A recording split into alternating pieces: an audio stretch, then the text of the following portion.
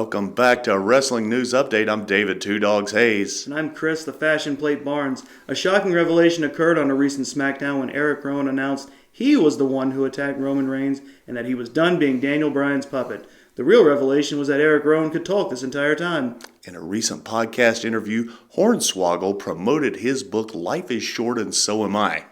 In the interview, Hornswoggle spoke about the time The Rock thought he was a Make-A-Wish kid. In a surprisingly kind gesture, The Rock was prepared to grant Hornswoggle's wish to be an Oompa Loompa in Vince McMahon's remake of Willy Wonka and the Chocolate Factory. Turns out Hornswoggle's actual wish was to take a magic mushroom, grow 2 feet, and shoot fireballs. Last week, it was announced that Trish Stratus would return for SmackDown's 20th anniversary. In honor of Stratus' return, it was also announced that the WWE was bringing back bra and panties matches. Unfortunately, the only people who agreed to participate were Kevin Owens and Otis from Heavy Machinery. Stone Cold Steve Austin returned for the contract signing between Seth Rollins and Braun Strowman. After dishing out a few stunners, Austin had to leave early to catch the bus back to the nursing home. The good news is his AARP card gives him a discount on Steve Weisers. Fans were shocked recently when Bayley turned heel alongside Sasha Banks. The duo have been hitting so many people with chairs that they've been banned from IKEAs nationwide. James Gunn released the cast list for the Suicide Squad, which includes sports clip hype man John Cena. In response, Vince McMahon announced his own version of the Suicide Squad, which is just 90 minutes of Jeff Hardy wrestling Shane McMahon. The King of the Ring tournament is still happening on Raw and SmackDown, although semifinalist Elias was forced to withdraw due to an ankle injury. Well-wishers are reminded that they're always welcome to limp with Elias. Chris Jericho's missing AEW belt was found by a Florida couple who placed an ad on Craigslist to find its owner. Replaced belt with cocaine, and it's just another average morning in Florida. Jericho's Rockin' Wrestling Cruise has sold out for the second time.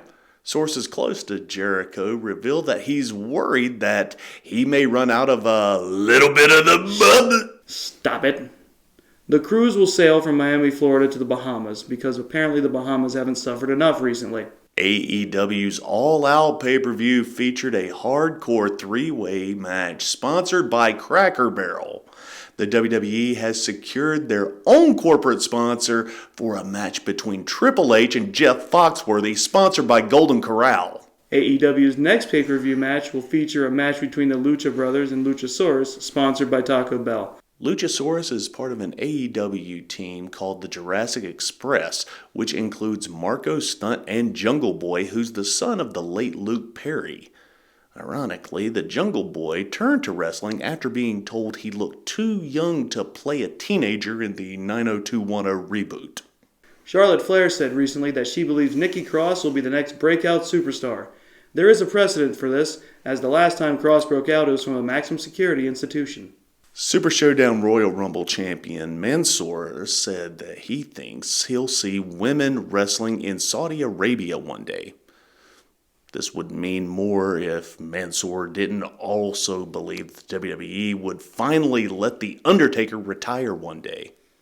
In July, Joey Janela and Enzo Amore got into an altercation at a Blink-182 concert. This month, they're expected to have a fistfight at a Weezer concert. In October, they'll be holding hands at a Taylor Swift concert. In November, they'll be getting engaged at an Imagine Dragons concert. But by New Year's, they'll break up after Enzo threatens to sexually assault Janela at a Lizzo concert. For Wrestling News Update, I'm Chris Barnes.